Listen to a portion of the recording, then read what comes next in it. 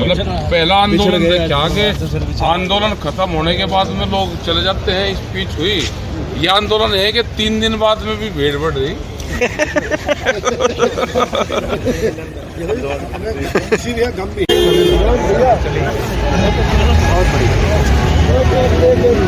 अब देखिए, हम सिंह चौधरी 99 साल के हैं। हमने 99 साल का बुजुर्ग कभी अपने जीवन में नहीं देखा, तो मैं आपका सर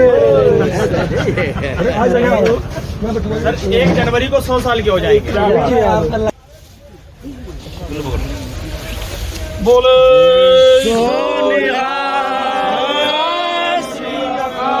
याद आए हमारी तो मत रोना, हम छोड़ चले गाजीपुर की महफिल को।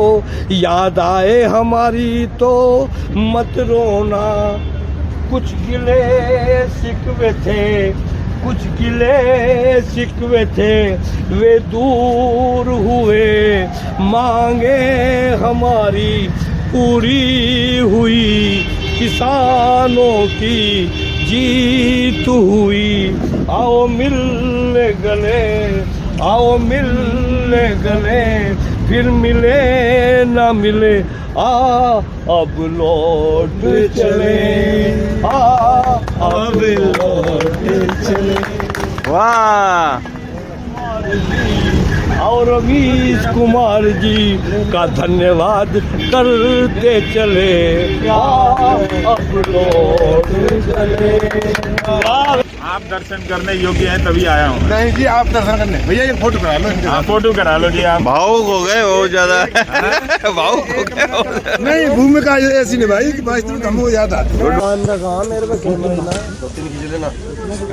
नमस्कार दोस्तों, आज गाजीपुर बॉर्डर से रवीश रंजन शुक्ला की बातचीत हमारे मार्गदर्शक सीनियर रवीश कुमार से होगी, जो कि गाजीपुर बॉर्डर पर आज पहली बार आए हैं। किसान आंदोलन ज़रूर ख़त्म हो गया है, लेकिन चलते चलते एक यहाँ के लोगों से मिलने की सर की ख्वाहिश थी, तो आज यहाँ पर तमाम सारे लोगों से मुलाकात की। लोग भी बहुत खुश हुए, उनको देखकर भी तमाम सारी तस्वीरें आपको इस वीलॉग में दिख जाएगा।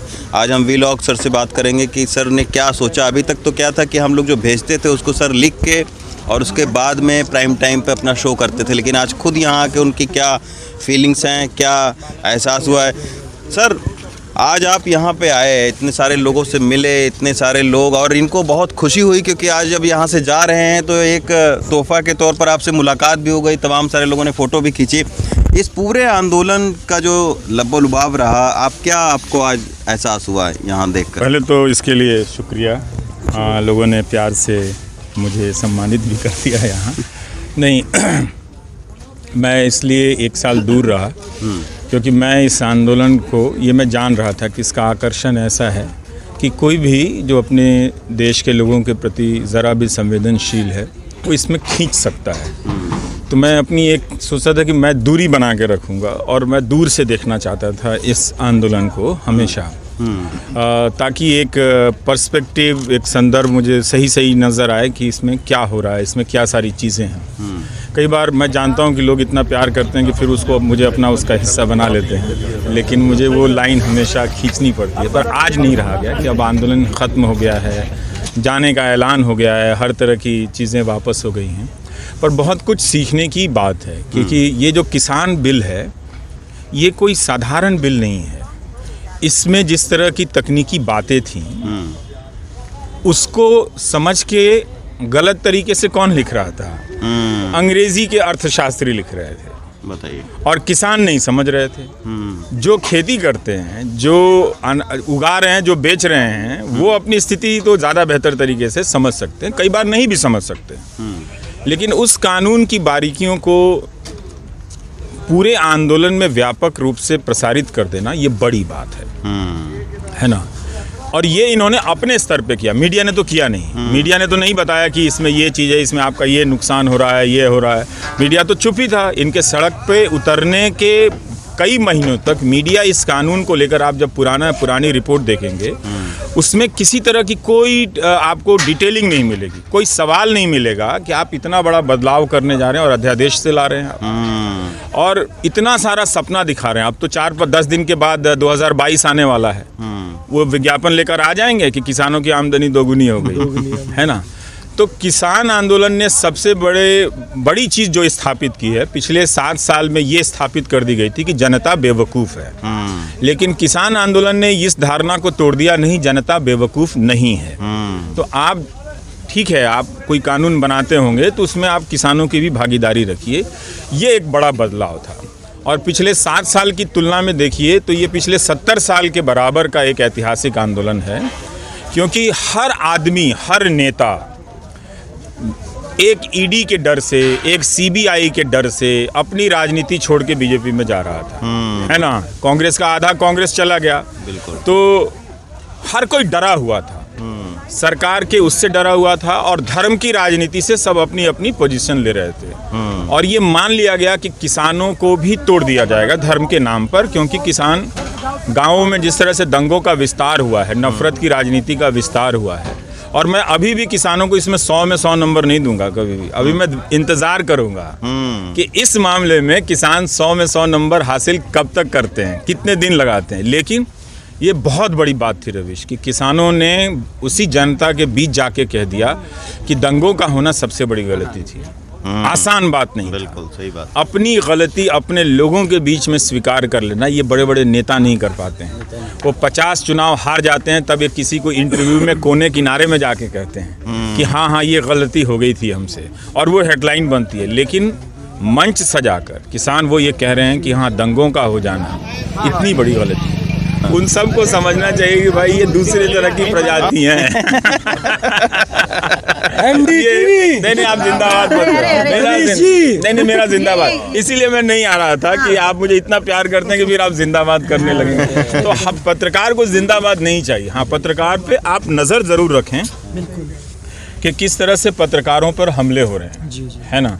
जब देश में एक इतना बड़ा देश है, एक अखबार, एक पत्रकार अगर खुल के नहीं लिख सकता है तो फिर आप कहाँ सर उठा के चल पाएंगे दुनिया में? चल पाएंगे क्या? नहीं चल पाएंगे ना। तो ये सोचिए कि 4-10 पत्रकारों ने अपने जीवन पे खेल के आपको वो इज्जत से सर उठाकर चलने का मौका भी दिया है। बिल्कुल, नहीं तो उनका क्या जाता था। इतने बड़े बड़े हजारों करोड़ पत्रकार, करोड़ों का बिजनेस है वो, और उसमें आप देखो जी दिन रात हिंदू मुस्लिम होता है। ये करोगे आप दिन भर, कर सकते हो, कितना करोगे? सर, जब नेता धर्म ये कर रहे हैं, उनका काम स्कूल और ये सब है, वो अपना काम तो कर नहीं रहे हैं। वो इसलिए नहीं कर रहे हैं कि वो सबसे आसान है ना। भाई धर्म का काम करना कोई मुश्किल काम तो है नहीं। हम सुबह उठते हैं, पूजा करते हैं, वो दिन भर दिखा रहा है कि हम यहाँ मंदिर में जा रहे हैं, वहाँ गुरुद्वारे में जा रहे हैं, या वहाँ। वो तुम क्यों जा रहे हो? जाओ तो प्राइवेट विजिट के तौर पे जाओ, और या फिर कुछ और करना है तो वहाँ जाओ। तो वो सारे राजनीति के जो मंच है ना, उसको बदल दिया है। क्यों? क्योंकि वो आपके बीच में आएंगे तो फिर आप पूछिएगा कि नौकरी नहीं दी आपने। तो इससे अच्छा है कि अब नेता को तो दिखाना है ना कि आपके बीच में ही वो रहता है, तो कैसे दिखाएगा? उसके पास सवाल का जवाब नहीं है। क्या वो नेता किसानों के बीच जाएगा, बता देगा कि हमने आपकी आमदनी 2022 में दोगुनी कर दी है? नहीं ना। तो उससे अच्छा है कि वो धर्म के जगहों पर जाएगा।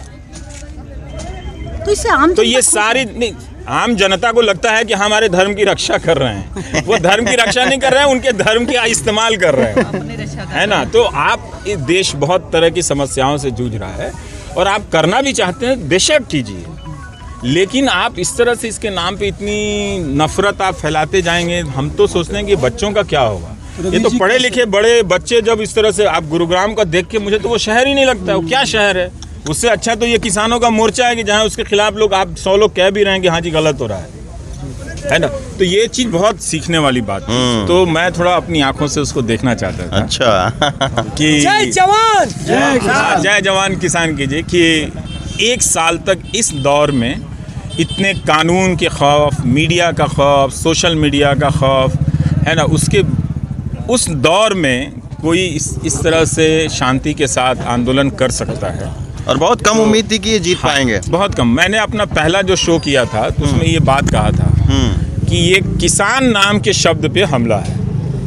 या तो ये शब्द अब हमेशा के लिए बिना किसी मतलब का हो जाएगा, या फिर ये लोग साबित कर देंगे कि नहीं, अभी इसमें बहुत मतलब बचा है, किसान में इसमें बहुत जान बची है।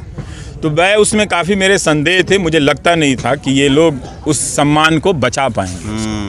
मुझे लगता था कि जो इनकी ट्रेनिंग हुई है हिंदू मुस्लिम करने की 4-6 महीने के बाद ये यही करेंगे।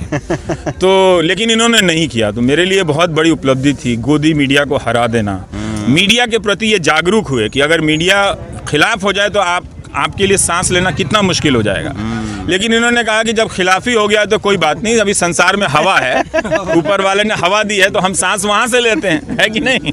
तो आपने सांसें वहाँ से ली और मीडिया को भी सिखा दिया कि क्या करना है। हालांकि वो सीखे नहीं हैं, नहीं, मैं आपको कह रहा हूँ जी, और मेरी ये बात लिख के रख लीजिए, इस देश का जो गोदी मीडिया है, इस लोकतंत्र को आपने बड़ी मुश्किल से हासिल किया है, फोकट में नहीं मिला है, उसकी रोज हत्या करता है सर।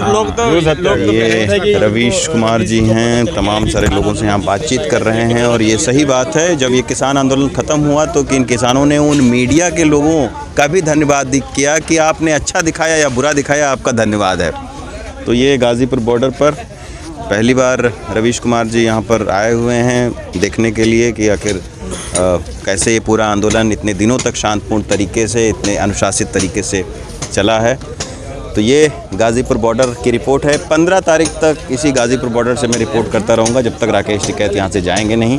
उसके बाद कोई अगला मोर्चा हम लोग भी खोलेंगे और अगली रिपोर्टिंग और कहीं से दिखाएंगे आपको। गाज़ीपुर बॉर्डर से रवीश रंजन शुक्ला, NDTV इंडिया।